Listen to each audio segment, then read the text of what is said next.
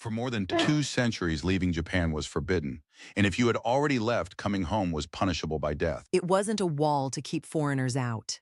It was a wall that worked in both directions, and it explains almost everything a traveler notices there today. Things you've never seen, now revealed. This is Destinations in For more than Detail. 2 centuries, leaving Japan was forbidden, and if you were Japanese and already abroad when the law came down, returning home was punishable by death. Read that again, because most people get this period wrong. This was not a wall built to keep foreigners out. It was a wall that worked in both directions, sealing a nation in as much as sealing the world out. It held for over 200 years, and when it was finally broken open by 4 American warships in 1853, what happened next was the exact opposite of what anyone would have predicted. The policy is known today as Sakoku, which translates literally as chained country or locked country. And here's a detail almost nobody mentions. The people who lived under it never called it that. The word was coined only in 1801 by a translator named Shizuki Tadao while rendering a work by the German physician Engelbert Kampfer into Japanese. The name arrived a century and a half after the fact, and from outside. And it wasn't a single law either. It was a sequence of edicts, tightening year by year. In 1633, Japanese ships were forbidden to travel abroad without special certification. In 1635, the Closed Country Edict went further. No Japanese person could leave, and anyone who had already left could not return on pain of death. Which brings us to the thing travelers notice today. Almost everyone who visits Japan comes back saying some version of the same sentence.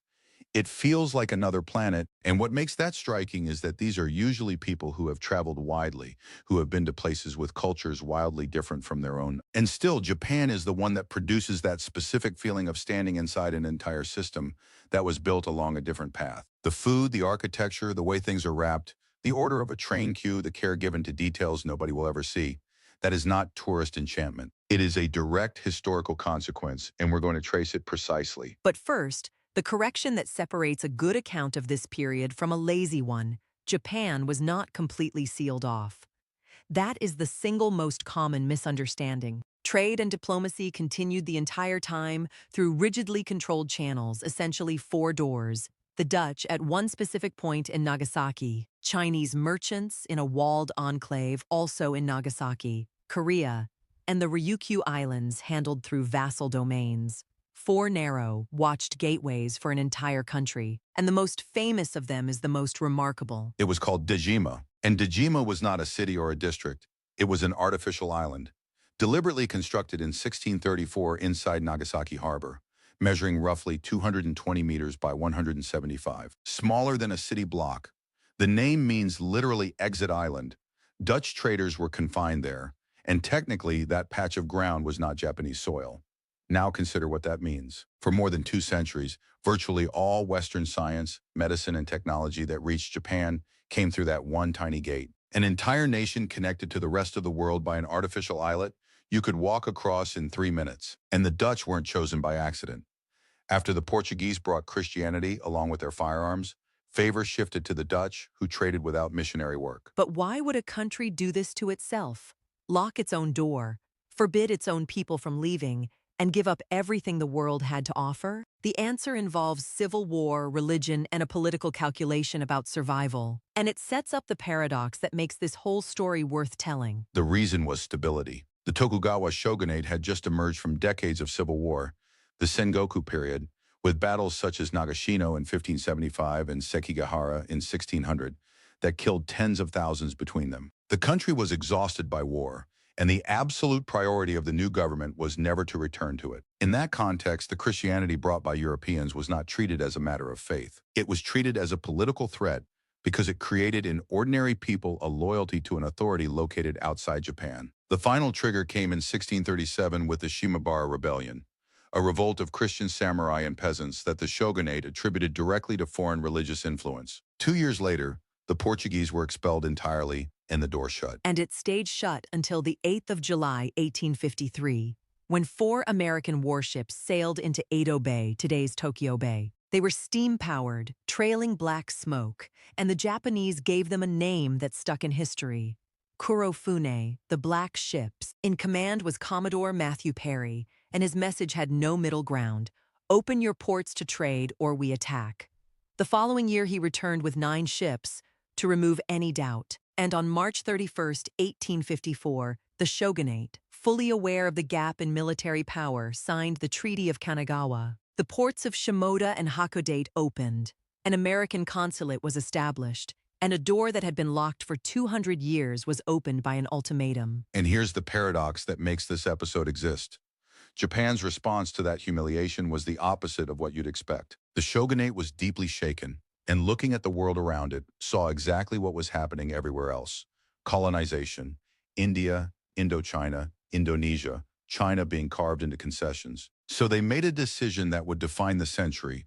Rather than resist the West, they would absorb the West at maximum speed. What followed was the deliberate and extraordinarily rapid spread of Western science, technology, and medicine. Treaties with other nations followed quickly. The shogunate's authority collapsed, and in 1868 came the Meiji Restoration and a state-led modernization at a pace the world had never witnessed. The country that had locked itself away for 2 centuries precisely in order not to change became, once forced, the fastest modernizer in history. And there's an explanation for that speed that almost nobody offers.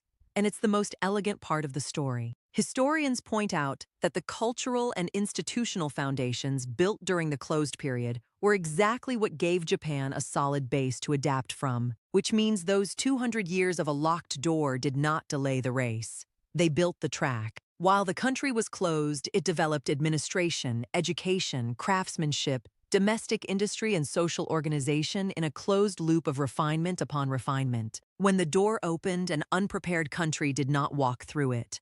A country that knew exactly how it worked internally walked through, and only needed to learn the new technology. And notice the symmetry with the other country we've taken apart on this channel. Thailand survived the colonial era by doing the exact opposite. Staying open, offering itself as a neutral zone between 2 empires, negotiating with everyone at once. Japan survived by locking itself away and then absorbing everything at once. Opposite strategies, the same objective, and both of them worked. Which is why this episode opens our Japan series. Because when you land there and feel that specific strangeness, the sense of being somewhere more different than anywhere else you've been, you'll know exactly where it comes from. It isn't exoticism, and it isn't guidebook folklore. For over 200 years, the cuisine, the architecture, the craftsmanship, the theater, the etiquette, and the social organization all developed there with almost no outside input, in a closed loop of refinement upon refinement. What we call another planet is, in practice, 2 centuries of development without copying, and understanding that changes completely how you'll look at every detail of that country. That's why we look at the world's destinations in detail. Now tell me in the comments, have you been to Japan, or is it on your list? And what intrigues you most about the place? Write it below. I read them all. If this prepared you better, leave a like, subscribe, and save it to rewatch before you fly. And don't miss the next episode of the series where we cover the rules nobody explains, what you must not do in Japan, and why almost everything there follows an invisible order that visitors only discover after they've broken it. See you there here on Destinations in Detail.